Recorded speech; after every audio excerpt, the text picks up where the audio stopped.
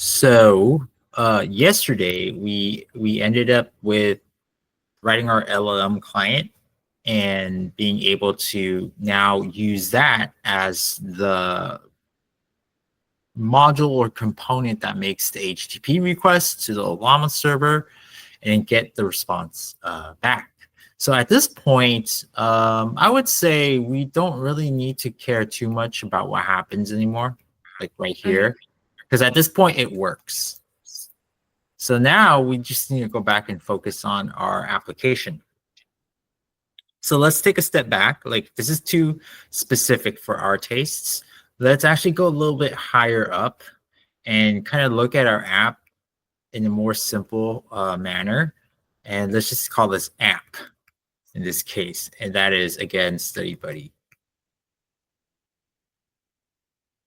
So at this point,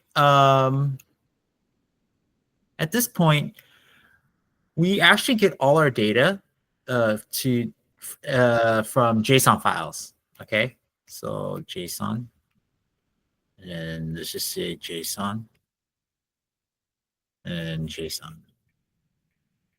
And this is actually living in a file system. Okay.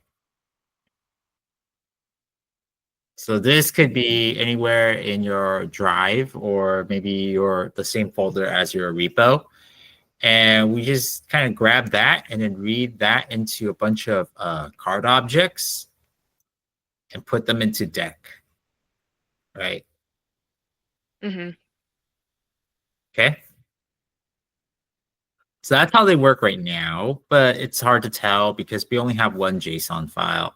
So you can't really appreciate that. This is cool, but it becomes a little impractical when we start to add more and more cards. And it's hard to extend too, because notice how yesterday we mentioned that we wanted to also in the future maybe add like a hints key with some sort of value like this. Wait, I have a quick question. How do we, let's say we have 3 JSON files, how do we read all 3 files? Do we loop through them? Yeah, you can loop through them. You know how like you had a main right here that did load deck data.json. Mhm. This could be data 1, data 2, data 3, and then this could be under a loop. Okay, got it. Thanks. Yeah, something like that. Or you can just combine them all together or something. Okay. I mean, you can always alter the code to do that. But what I'm trying to say here is that if I added like a new property here to our JSON, Mhm. this would kind of break things because we need to add this hint to every single one of them, right? Mhm. And let's say, what if OSI layer 6 didn't have a hint? We could just leave it as a blank string, or in our code, we can handle it. But that's just like one thing. Another thing is that you start to have a lot of these objects. And so it becomes a game of scrolling, and you're trying to find like a specific card, for example, and you have to do something like Control F to find the card to see if it exists, or you want to see like the value. So like in effect, your JSON is kind of like a database, but a really bad database at that. It's like trying to find a specific row in a very, very large Excel spreadsheet, for example. Mhm. There's no way to actually query or filter or anything like that unless you know how to use Excel very well. So I'm thinking that we can introduce, instead of having all this in here, let's actually start to think about our app as a client for a database. And this database can live anywhere. This could be up in the cloud. This could be like in another computer. This can be anywhere. You just need to be able to connect to it. In this case Okay. now, I would say that this database could just be in the same directory as your app. Why? We could use SQLite. Okay. So Mhm. SQLite is different than MySQL, Oracle, MS SQL, What else do we have? Postgres. Whoa. Whoa. Okay. That's a copy and paste, I guess. Postgres, right? These rely on like full-on database engines to manipulate. Like it like install MySQL, install Oracle, MS SQL, Postgres, and so on. But with SQLite, it's just a simple file, a .SQLite file that lives in conjunction with your app. It's a flat file that you can use any SQLite client to just access in using SQL. I would say right now this is the hot shit. Right, this is the hot shit right now. So it's good to learn how to use, especially for small projects. This stuff is like, yeah, still heavy duty, like commercial. Like you should probably learn this too. But for When now, you see small stuff like a few hundred rows or a few oh, thousand, do we use SQL yeah. for? So SQLite can scale to like millions of rows, no problem. Okay. Yeah, Okay, let's got see. it. SQLite scale. Let's see. So let's do something in something recent, 2024. Why you should probably be using SQLite, Reddit programming. Mm-hmm. So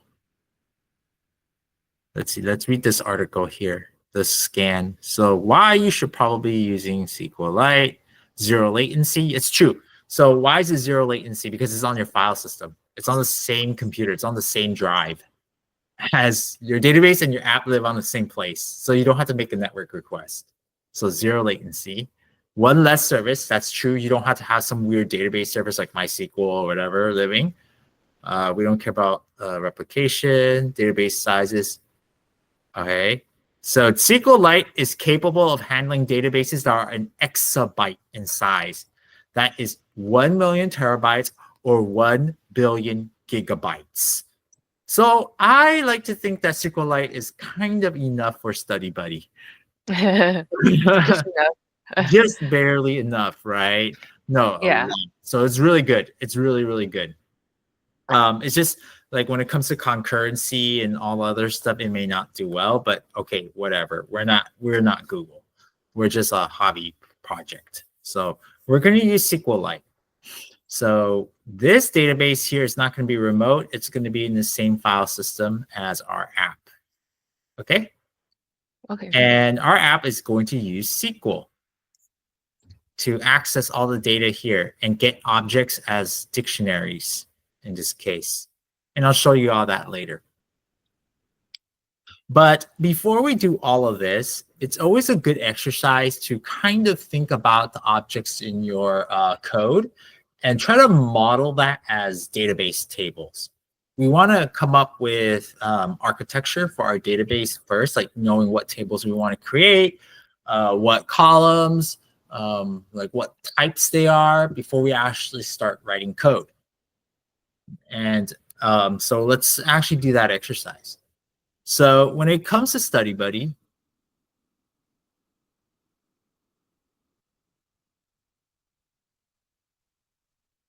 okay, Study Buddy objects, what do we have? We have a card, right? Mm-hmm. What else do we have? A deck. A deck. And then the game is an application specific thing. That's not really an object. It just ties these two things together. Okay. So we just have a card and a deck. It's very simple. Okay. Like those are the two like physical objects that we manipulate. Mm-hmm. So they represent these things here can represent a tables. Okay. So we have something called a card table. And we can have something called a deck table. Okay. What are some attributes of a card? What did we have? We had, let me look back at our pie chart. We had a label, description, and category, right? Mm-hmm. Okay. So we have a label, description, and category. Okay. And for a deck, I would just say we have a name for a deck. Okay. So for Yep. both of these objects, these will be database tables. And something to know when you're creating databases is that every table should have a primary key. Okay. So we'll just add something called an ID here. Make sense? Yep. Okay. So what do you think a data type for label should be? Like an int. A label? Oh, sorry. Char. Yeah. So Or like a string, right? yeah. Yeah. So for now, let's just say string. We'll work out the data types in SQLite later. Let's just like do like traditional. So description would also be a string, correct? Uh-huh. Yeah.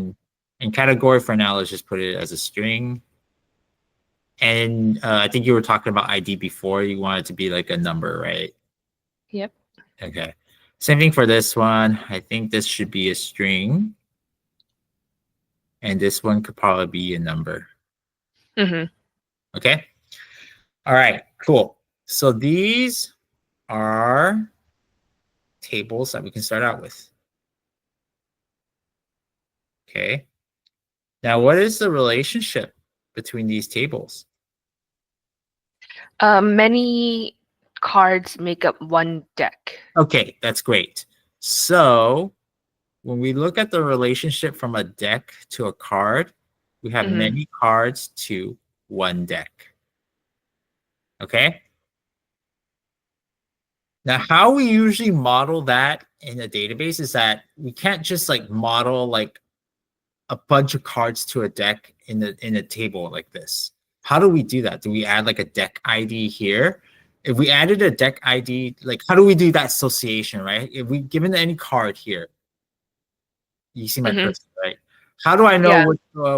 what deck a card belongs to? What's its ID or? Well, we don't have a deck ID here, right? So we can't tell. Mhm. That's the problem we have right now. Like given some card, it's hard to tell what deck it belongs to because a card could belong to multiple decks, correct? Yeah. Yeah. And then if we have a deck, we don't know what cards belong to that deck, do we? No, we don't. No, no. So what ends up happening is that actually what we do need to create is a new table called a join table where we associate all cards to a deck. And Okay. yeah, so normally we do something like this. We call it card deck, like that. Okay. That in turn also has an ID, which is going to be a number. And then you can have two more attributes here that creates that link between them. Okay, that link is going to be card ID, which is going to point back to the ID of this card here. That's a number. And then you'll have a deck ID, which is also a number. Mm. Does this make Okay. sense? Yeah. Yeah. Yeah. So basically, this here is associated with that. This here is associated with that.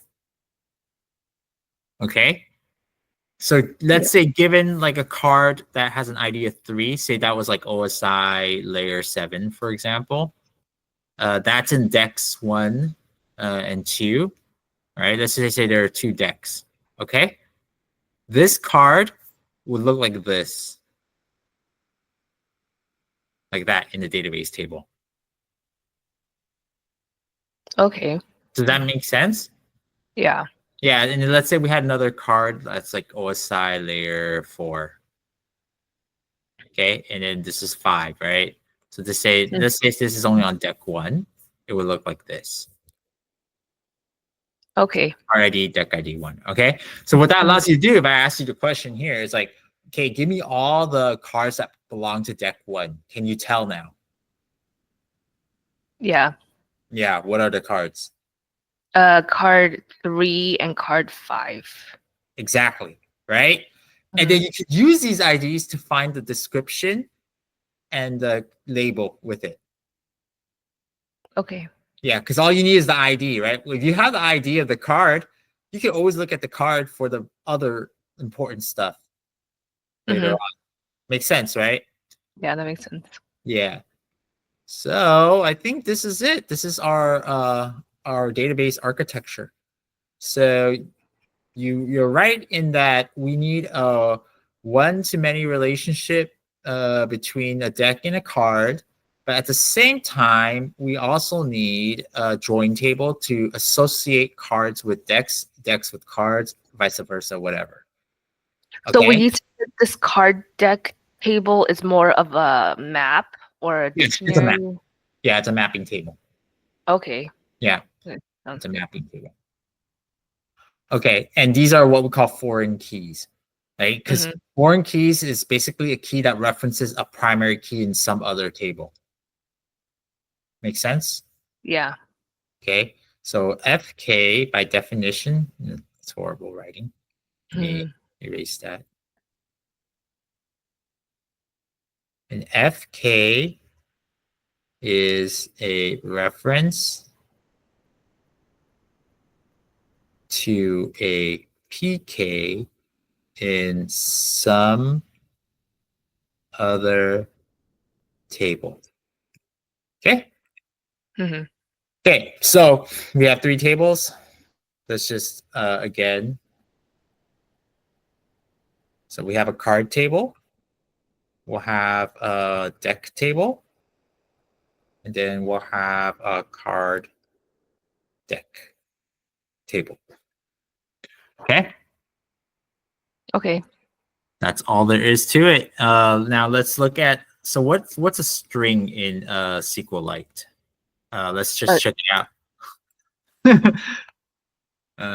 SQLite data types.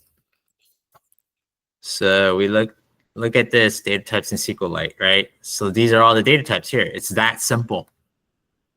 So null is a null value, an integer is an integer, a real is like a floating point. You have a text, which is going to be like a, what you said, char, whatever. And then you'll have a blob, which is like binary data. You can literally store binary data in SQLite. Like you can use, sorry. Like, would an image be considered a blob? Yeah. Okay. How about videos? Yeah. Videos, yes, too. Okay. You can literally use SQLite as like a file server. All right, got it. Like it'll just be in one big file. But I'm not sure why you would. I don't know. I can't think of anything right now that would use it. But these are the ones that you'll use most of the time. Okay. So looks like we have a lot of text and integer columns here. Okay. Yep. And then we also have booleans, but it doesn't really have separate boolean ones. It just uses integers as 0 or 1, which you are very familiar with, right? 0 would be false, 1 would be true. And then date time, it does not have date times. You will usually store them as a string that looks like this, or you store them as a Unix time, which is going to be the milliseconds since this date. You've seen those big numbers, right? As timestamp, yeah. So there are certain rules, but okay, yeah, maybe they don't have a lot of different types, but I think that's just the essence of SQLite, and why it's so great is that it's very simple, right? Okay, got it. So, and the reason why Python is so popular is because Python, I think, has native support for SQLite. When you say native support, what does that exactly mean? We don't need does to it run on, like... No packages needed. Okay. Yeah. Nice. I think it's just there. So we'll try it right now. So first things first. Yeah, so SQLite, let me just try to explain the pattern. So string, let's just take notes. String is a text. Okay. And then a number. In this case, we want an integer. Okay. Okay. All right. Now you might be wondering, here's the burning question. Here's the burning question. How do I even create a SQLite database? Have you asked yourself or wondered that already? Yeah. How do you even start, right? Uh-huh. Like magic. Out of thin Magic. air. Out of thin air. Yes, literally. It's out of thin air. Basically, the pattern is that you have a code, okay, which is going to be your Python code. Mm-hmm. For now, remember what I said. Every time we're messing with new technology libraries, it's always better to create a separate script and try it out, right? Okay. Yeah. Mm-hmm. Remember that advice. It'll make things so much easier. So when I say Python code, I'm not talking about StudyBuddy. I'm just talking about any Python code. Okay. Got it. Okay. Yeah. So like create a brand new file Yeah, and to just mess play around. with it. Yeah, to Yeah. play with it. Yeah, yeah. So Okay. you'll have code, right? Your Mhm. Python code is going to import SQLite 3. That's like the library name, right? Mhm. You'll usually go through a pattern where it's like you open the database, given a path to the .SQLite file. So you provide the file path to the .SQLite file to open the Mhm. database, right? Yeah. If not already exists, just create it. There's APIs. Okay. Then get back a SQLite connection object from that, okay? Mhm. Use this connection object to do everything. When I say everything, what does everything mean? Well, everything means read data with SQL,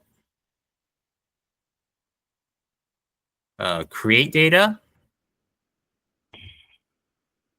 create tables, drop tables, and so on, all using SQL. Okay. Yeah, it's as simple as that. It's as simple as that. Okay, so why not let us get started by creating our SQLite database? Let's see the answer to this question in action. How do I even create a SQLite database? Right. So let's create a new Python script and then just create a SQLite database and see what happens. So if I close all tabs here, I'm going to create a new file. And I'm going to say SQLite test.py. Okay. Mhm. I'm going to import SQLite 3. Print hello world, just to make sure that I can actually import SQLite 3. So Okay. I'm going to do Python SQLite test.py. Hello world. Perfect. At this point, I have no idea what to do. So I have a question. Where is this database being stored? Like, is there like magically that, like a okay, directory somewhere that's what on I'm saying. locally? So that's what I'm saying. You have to provide the path to the SQLite file. It's Okay. going, if it doesn't exist, it's going to create it. Does that make sense? If you already don't have a SQLite file given this path, Mhm. the file will be created for you. Okay. Nice. Okay. Yeah. So you have to provide the path to the SQLite file, and I'll show you exactly how that works. So do you see how this is file? You use SQLite.connect, Mm-hmm. right? Yeah. So this person provided a tutorial.db file to get this connection object. So this is the database flat file that's going to live with your app. This will contain all your data. And when you do SQL queries with this connection object, it'll go against this file here. Okay. And then read what it says right here. First, I'm going to make it bigger okay, so it goes, first, we need to create a new database and open a database connection to allow SQLite 3 to work with it. Call SQLite 3 connect to create a connection to the database tutorial.db in the current working directory. Why current working directory? Because they didn't specify the entire path. So by default, remember, if you don't provide the entire path, it assumes your current working directory. Okay, so implicitly meaning behind the scenes, creating it if it does not exist.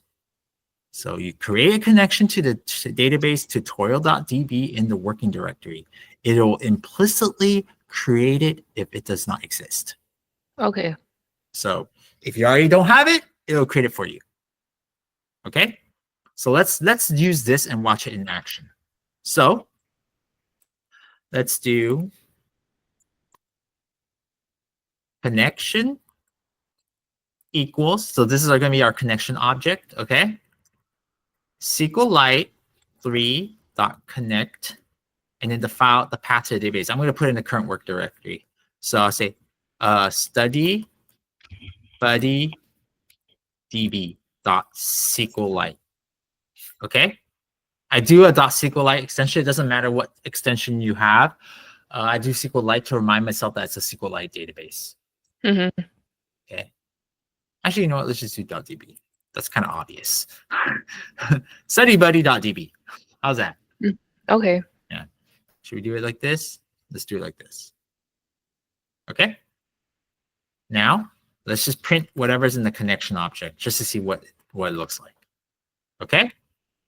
Now we've connected it to here. We don't have a StudyBuddy.db, so we expect that when we do SQLite 3.connect, StudyBuddy.db should be created. So let's run our script. Okay, so we did get back a connection object. Okay. Notice how StudyBuddy.db got created? Okay, so now let's run it again. It should be good now. You see that? Yeah. When it's ran again, does it overwrite self? No. It will literally just open it. So it's efficient. It's efficient. That's why this you keep forever, right? This is going to contain all your data. Okay. Yeah. So this will store all the cards. Now, I would not recommend you storing this with your Git repo because if it has sensitive customer information, you don't want the entire world to see. You should store it elsewhere. But StudyBuddy is just a flashcard game, so you can store it with your Git repo. Okay. Yeah, just letting you know. Security. Wait, so how would we do it and like store it elsewhere? Like, do we make a directory and put the path to that directory? Yes, you will put the path. This will contain the full path. Okay, got it. Thanks. Yeah. Okay. So, I don't know. We have something. Let's do something now. So with SQLite, you can actually do SQL queries. This is how you have SQL and then parameters here. Okay. So we can start by maybe creating tables. Okay. But you're probably now asking the next question here is how do I look into the database for data? Right? Like you have a DB file, but how do you use it? How do you look into it, right? Without using code, without code. without using code. Okay, because you could always look into it by selecting and doing all this stuff in code. But how do you do it in a way where it's easier? So there's there are specific clients that you can use to do this. So remember how we had Bruno as a way to make it easier to send HTTP requests and responses? Well, for SQLite, there is a tool for that too. It's called SQLite DB Browser. And it's a cross-platform app that allows you to open up any DB file and see what's inside it, all the tables, and then you can actually insert your own data too manually without having to use SQL at all. Or you can actually execute SQL in this. So it's like it's basically like a Bruno, but for SQLite databases. Okay. Makes sense? So let's download that and then create a few tables in our Python script and then see what DB browser shows us. So yeah, so if I'm in SQLitebrowser.org, go download, and then there should be a Linux one. Okay. There's a Snap version. So I'm just going to install the Snap version. So if I did sudo snap install, what was it called? SQLite browser.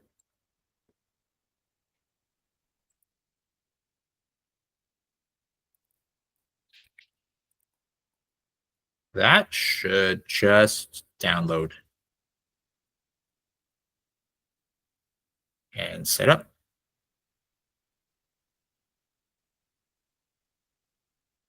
Jeez.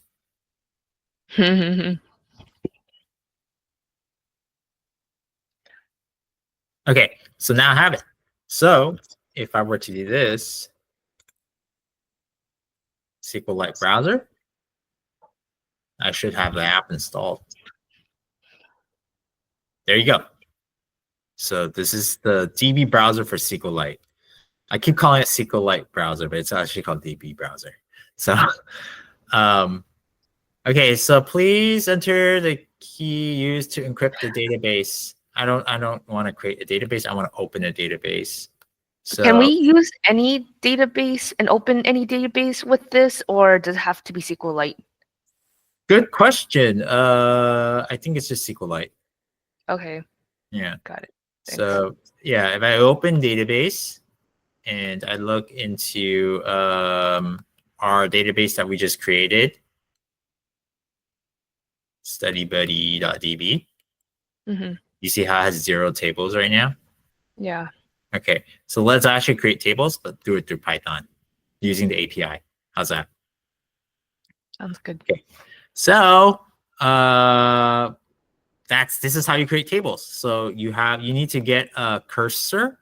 Okay, so in order to execute SQL statements and fetch results from SQL queries, we need to use a database cursor, basically a pointer. Okay, so you can basically create a cursor object. So cursor is a class, right? You can create a cursor object by using con.cursor. So using our connection object, we can get a cursor. And then now, after that, we can actually then use cur.execute. So our cursor.execute to just type any SQL statement in here, and it'll actually create it. So when we use cur execute and then create all that stuff, does it like do it and put it into the database? Yep, right away. Oh, okay. Yeah, so let me show you that right now. But let's read carefully, okay? So now that we've got a database connection and a cursor, we can create a database table movie with columns for that title, release year, and review score. For simplicity, we can use column names in the table declaration. Thanks to the flexible typing feature of SQLite, specifying the data types is optional. No, let's specify them. Execute the create table statement by calling cur.execute. Okay, sure, let's do it. So we do cursor equals con.cursor, like that. Now we can do cursor.execute, and then we can give it, let's do this, multi-string. Okay, we can give it a SQL statement. So let's do create table And I'm going to do a create table if not exists, because if I run this again and if I don't do the if not exists part, what's going to happen is it's going to try to create a table, and if it's already created, it'll error out, and I don't want that. I just wanted to skip creating that table if it already exists. Okay, if not exists, I actually don't really know SQL, so I'm going to do create table SQL syntax. Okay, create table right here. So that's the syntax for create table. So the column name and then the data type. Okay. So create table if not exists card. Okay, with a semicolon at the end. I'm going to say ID is going to be an integer. I'm also going to say label is going to be a text. Description is going to be a text. And category is going to be a text. Okay. And I think we need to specify a primary key. Let me see. Let me look that up too. See, a lot of this is looking up. SQLite 3 primary key. So SQLite reference right here. Create table. So the syntax is going to be, come on, primary key.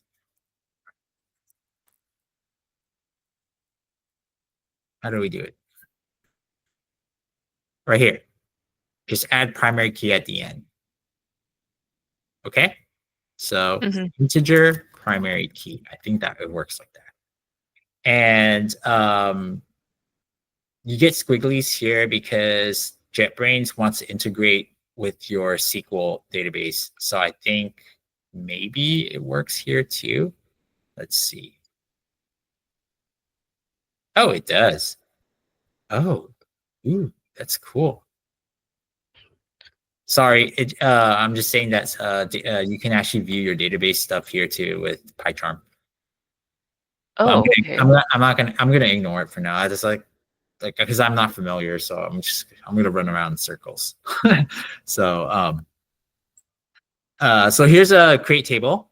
We're gonna create a card table. If it doesn't exist, we're gonna create these columns and we're gonna specify this ID to be our primary key. And I think primary keys will auto increment, but let me make sure. So primary key SQLite auto increment. So SQLite auto increment. Oh, we need to say auto increment. Yeah, we need to specify auto increment. So integer primary key and then auto increment. So like that. Okay. Yeah. So what happens if we don't put it? Would it stick with 1111 the whole time? No. What would it do? Oh no, you would have to specify ID. When you insert into the table, you have to specify a value for ID. And if it conflicts, it'll get an error. Okay, got it. Thanks. Yeah. And so I don't ever want to specify the ID when I insert. So I'm going to do auto increment. Okay. Okay. So I'm going to say print, yay, all done. So if I get down to here, let's see what happens. So we're going to execute this create table statement. And then once that's done, we'll print yay, all done. So yay, all done. Okay. So now let's go back to DB browser and refresh and see if we have a table. How do we refresh? Browse data? No, I think it's right here. Oh. Yeah, right here. This is being covered because I was such a low resolution. Okay, so refresh. I have a table here, card. I probably shouldn't have typed it like this, but it's okay. What do you mean? What do you mean you shouldn't? I wanted it all lowercase, but it's okay. Let me do this for you. Let's just Can we edit it or directly on the database? Let's do this. Let's delete table. Yes, and then let's refresh, and then let's save the changes because we deleted the table. That's all you need to do, and then just go back here, change that, and run the script again. Okay, and then refresh. and it's fixed. Okay, cool. Cool.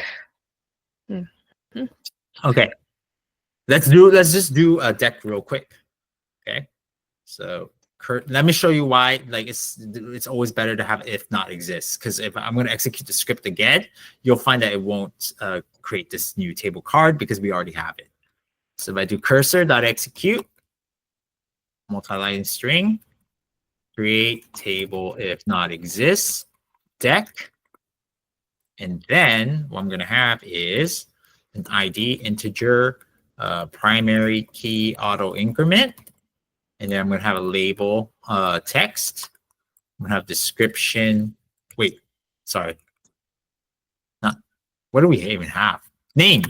Yeah. Text. Okay. Not thinking. You see, it becomes automatic after a while. So, there, that's it. Oops. Okay. So now we could just run the script again and see what happens. I actually don't know what's going to happen. I just know that this is going to be skipped because I didn't change any code here, but we'll see what happens. I should expect the deck table to be created on our studybuddy.db file.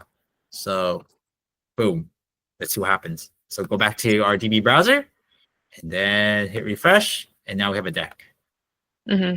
Okay, so tables are created. Well, we have one more. We have our card deck table. So we could do this again. Becomes very automatic. So create table if not exists, card deck. And notice how like this didn't error out because it already exists because I did the if not exists syntax. Okay. So ID integer, primary key auto increment again. And then I'll do card ID is going to be an integer. And then I'll do deck ID as an integer. But I also want these to be foreign keys referencing these tables, right? So there's another specifier, another modifier that we had to look up. So foreign key SQLite. And there's nothing special about it. Like we don't have to put that. We can get away with not doing that. But what ends up happening is that when you delete an entry here, this will actually not be, how should I say this? Like they'll still exist. So it can point to nowhere. Is that word waterfall or something like? Yeah, it doesn't cascade. Oh, cascade. Yeah. It doesn't cascade, right? So you want to specify the foreign key so that it'll also cascade through. So, so foreign key, how do we do this? Oh, foreign key, the column name references the table and the column that it wants to be a foreign key of. So this will be like foreign key card underscore ID references card ID, if that makes sense. Yeah. So foreign key card ID, is that how you do it? Yeah. Card ID references the table name that I want to reference, and then card ID like that. Because I want to reference this foreign key as the foreign key of the ID column inside the card table. So I'll do the same here for deck.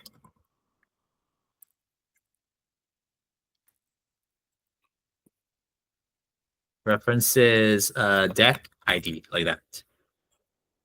That's all there is to it. So then let's execute our script again, and we should have 3 tables now. Perfect. Perfect. Okay, so now we know how to create tables, and let's see if we can actually just like insert something, some sort of data, okay? Okay, so let's just add a quick insert statement. Cursor dot execute. Let's add a deck. Insert into deck. Okay. Was it column name? It's gonna be name, values, and then here's where it gets tricky. So we can actually add the column name here. Okay. Right?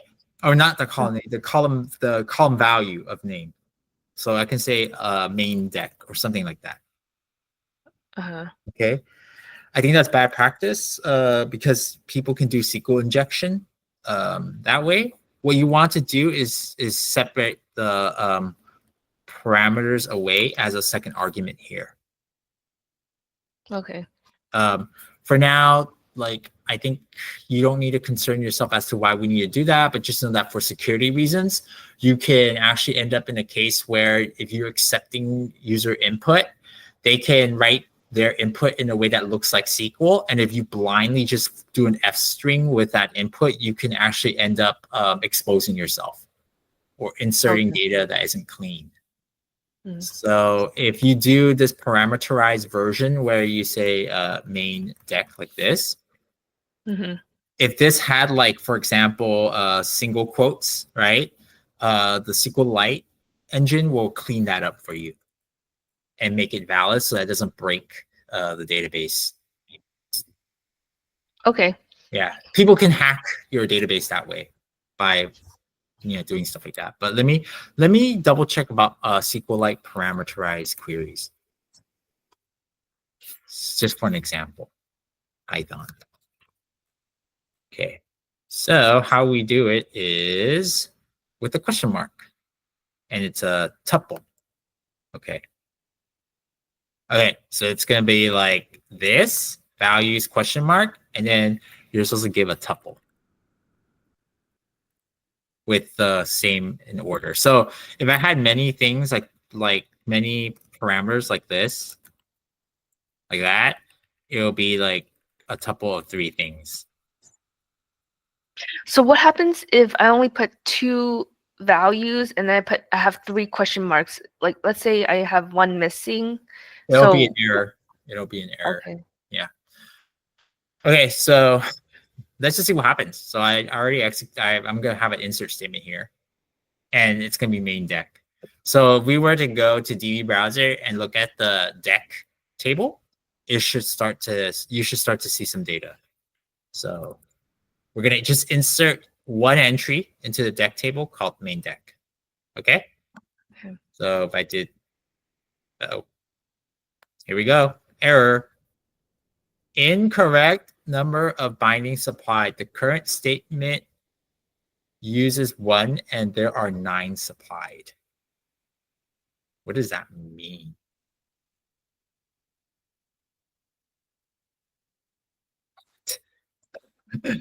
Let's see. Okay, so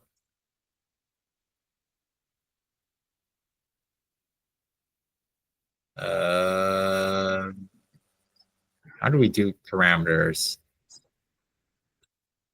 Question marks. Ugh. All right. So how do we do it? This guy's having problems too.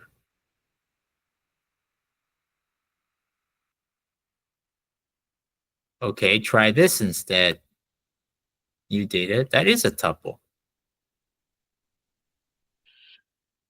So insert statement SQL. Maybe my insert statement is wrong.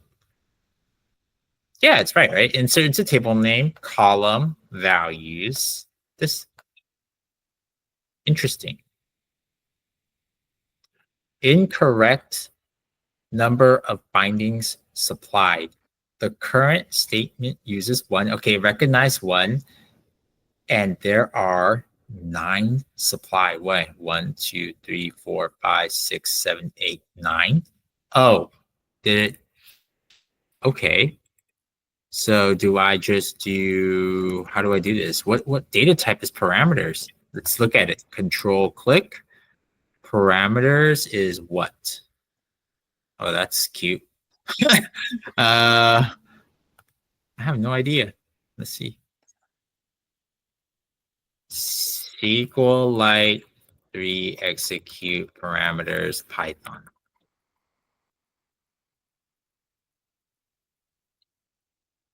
Placeholder, pass parameters as a tuple or list to the execute method. Yeah, that's what we did.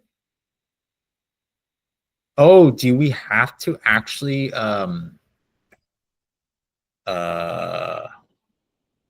put them as variables like that? We can't put them as constants. I wonder. Let's see. So if I did deck name and did main deck like that, what happens? So if I did that and then I did deck name, would that actually do something? No. Is this not a tuple but a list?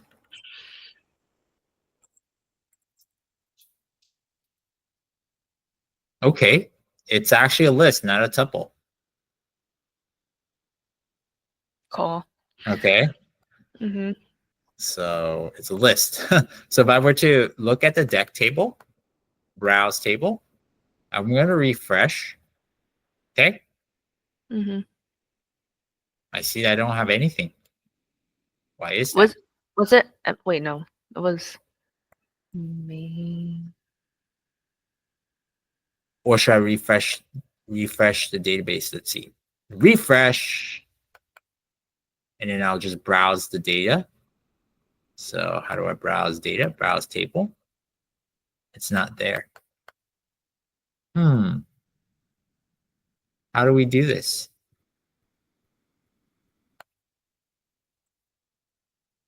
Insert into deck, names, name, value. How about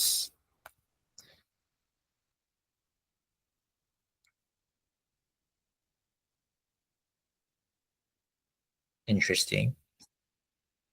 Oh, we had to commit. Oh.